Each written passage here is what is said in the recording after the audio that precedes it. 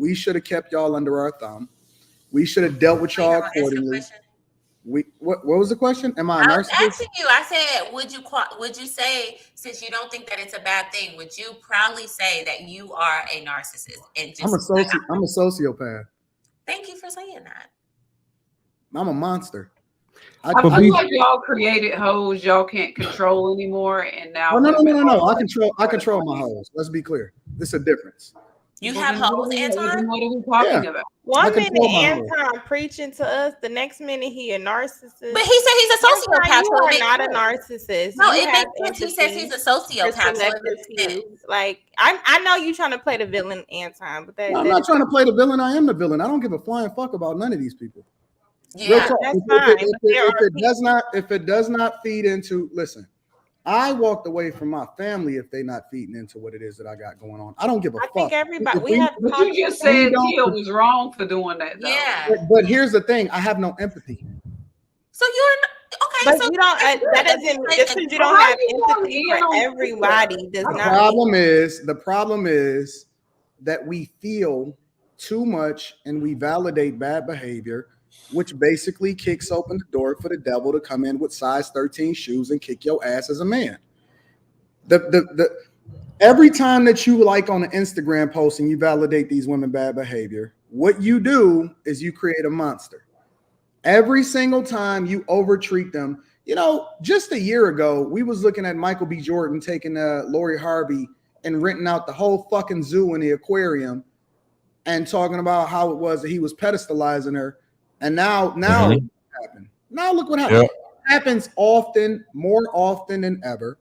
And the minute that you don't control what it is that goes on around you, and what guys need to realize is that pussy is not that important.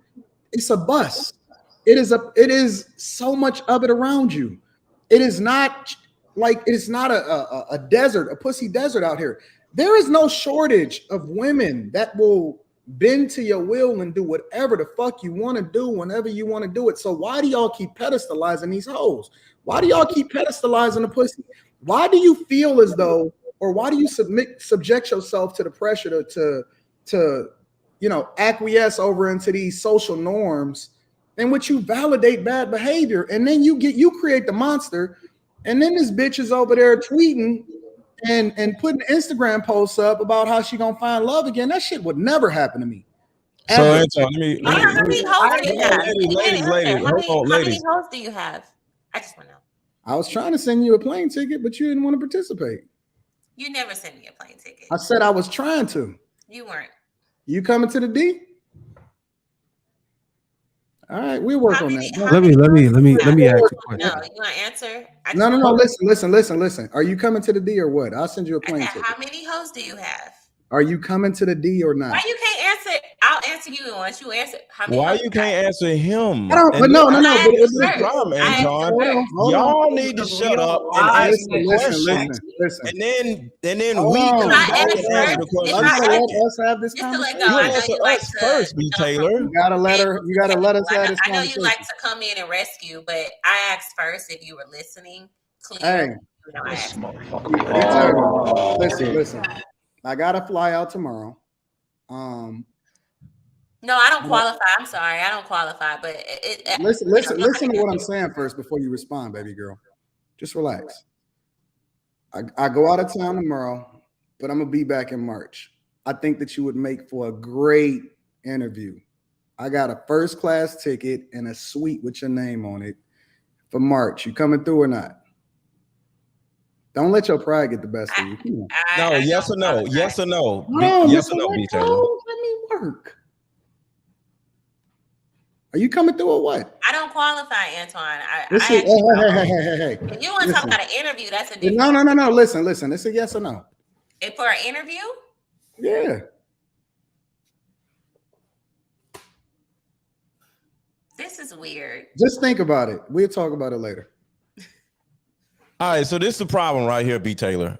And I'm not a narcissist. I'm not a social, whatever the hell you said. And I have empathy. But I do understand what Anton is saying.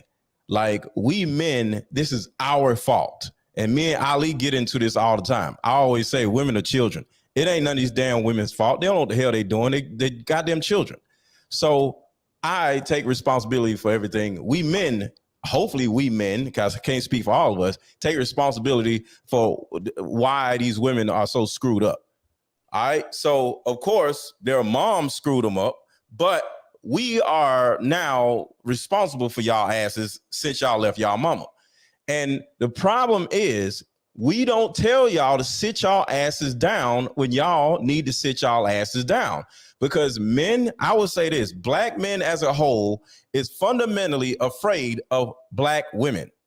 So dudes and women, but women can do this because they're women, but dudes and women run around saying, well, I might get canceled for this. Well, y'all might get mad at me for this. They always say that before I'm like, nigga, talk. Why do you care what happens? Say it with your chest. So overall, men don't cancel people. Women do. It's black women, black Twitter or whatever. So whenever a man says something, he's going to get bombarded with a whole bunch of women cackling in the comments, and he gets scared away. And next thing you know, guess what?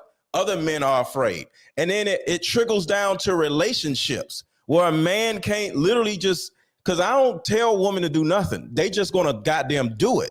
But a lot of men aren't like me and Anton, and there's other men like that too. But I think that's the problem. So get away from the sociopath, narcissists, and lack of empathy, because I have that. I understand what Anton's saying. Anton is just way too far left for me, but I understand.